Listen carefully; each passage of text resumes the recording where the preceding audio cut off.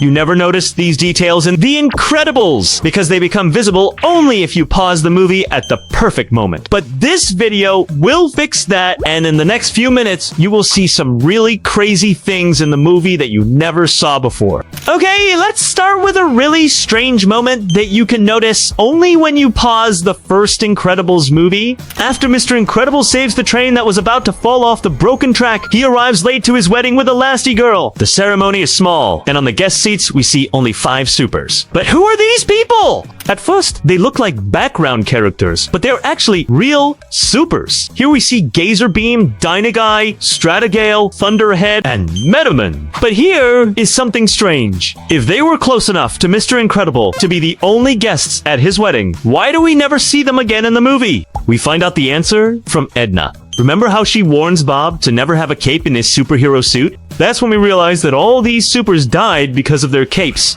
But it's not just bad luck. We know that Syndrome created different robots designed to kill superheroes based on their weaknesses. So the deaths of these supers might not be accidents. It could all be part of Syndrome's plan. And the fact that Bob finds one of his wedding guests, Gazerbeam, dead on the secret island proves this. So now you know the real reason why these supers never appear in the movie. Comment if you noticed this detail before, and let's see what secrets you can find if you pause the second movie at the right moment.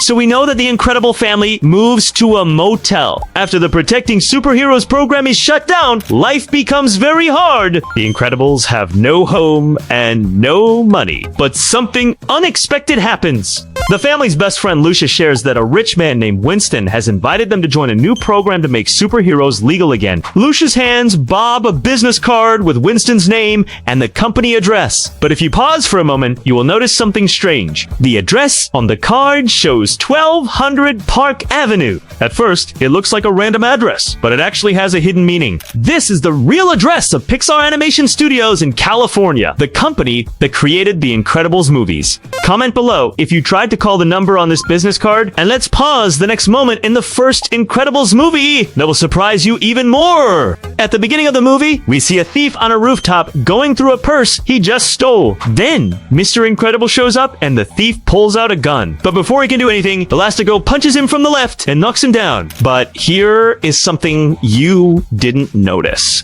Before Mr. Incredible shows up, we get a quick look at what's inside the stolen purse. If you pause at the right moment, you can see a candy dispenser with Mr. Incredible's face on it. And this reveals something you didn't know before. When Bob is in his room after being fired from the office, the exact same candy dispenser is standing on his shelf of glory. This means Bob picked up this item from the rooftop as a reminder of the good deed he did. This also explains why his room is filled with items that show his face or mention him. Bob keeps each one as a reminder of his past achievements. Share in the comments if you notice the candy dispenser appears twice in the movie. Meanwhile, let's check out another detail that appears when Bob is working in the office.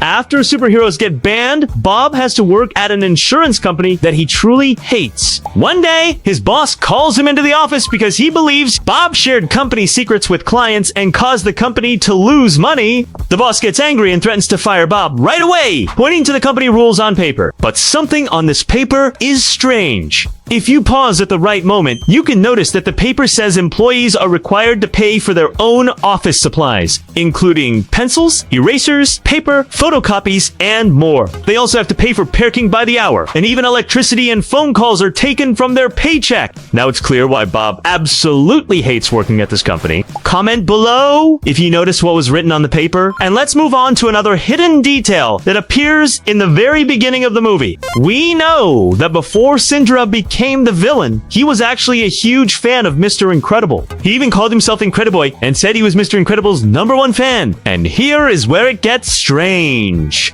When Mr. Incredible is about to go on his mission to catch a robber, suddenly Incrediboy is already sitting inside his car. He's wearing a suit with the letter I and a blue mask similar to Mr. Incredible, but if you will pause the scene, you will see something weird. The mask Incrediboy wears doesn't fully cover the area around his eyes. The color around his eyes is different, which means he used a black marker to fill in the gaps so the mask would look like it fits perfectly. But this doesn't make sense. We know that Incrediboy grows up to be extremely rich. He owns a private island and advanced tech weapons. Even when he was still a kid, he already had rocket boots. That definitely wasn't cheap. So he definitely could afford a proper superhero mask. Be sure to comment if you realized the mask wasn't fully covered. And don't skip the video because there are a few very important details you still need to know.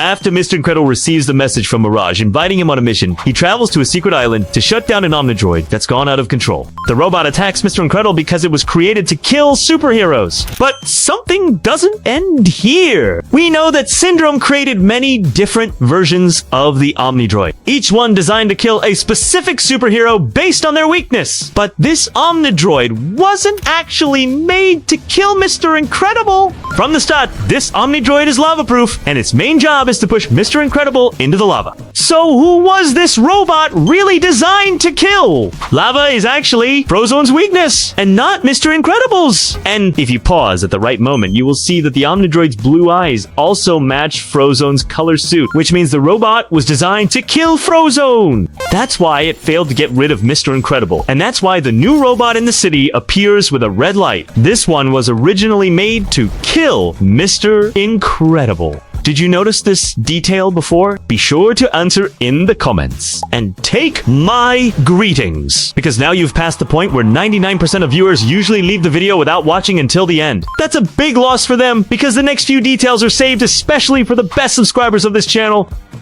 We know that Helen is chosen by rich man Winston as the first hero to help make superheroes legal again. Because of that, she has to stay in a hotel and live separately from her family for a while. But when she speaks with Bob on the phone, something looks odd. If you pause the moment and look closer, you will notice that the painting on the wall has a hidden meaning. Here you can see 5 red shapes that look very similar to the members of the Incredible family. Bob, Violet, Dash, and Jack on the left, and Helen on the right. But did you notice how the shapes are far from each other? The distance between them perfectly illustrates the family's current situation, showing how they are separated at that moment. But if the vertical lines represent family, then what does that horizontal line in the picture mean? While you're writing your versions in the comments, let's check the next strange detail that become visible only when you pause the Incredibles movie. Following the story, we know that Bob lives alone with the kids in the new house, while Helen is working as a superhero. But Bob's parenting skills hit him harder than any superhero mission. That's how one night, completely tired from taking care of Jack, Bob goes to the kitchen to make a cup of coffee and help Dash with his math homework. But here we notice something strange.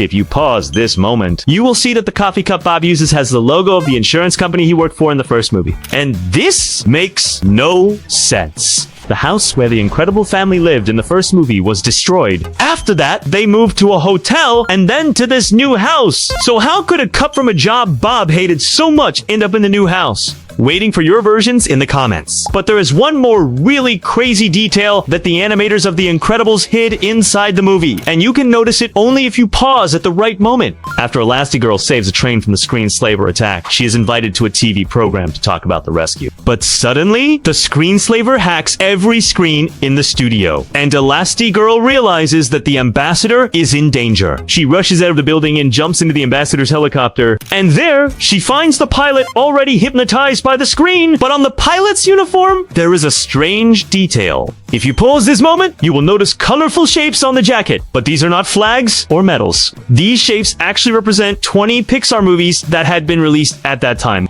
The colors reference films like Toy Story, A Bug's Life, Toy Story 2, Monsters Incorporated, Finding Nemo, and all the way up to The Incredibles 2. Comment below which of these highlighted details were brand new for you. The best way to say thank you is to leave a like under this video and subscribe to the channel. And yes, the next video you see on the screen can be even better than this one, so click and keep watching.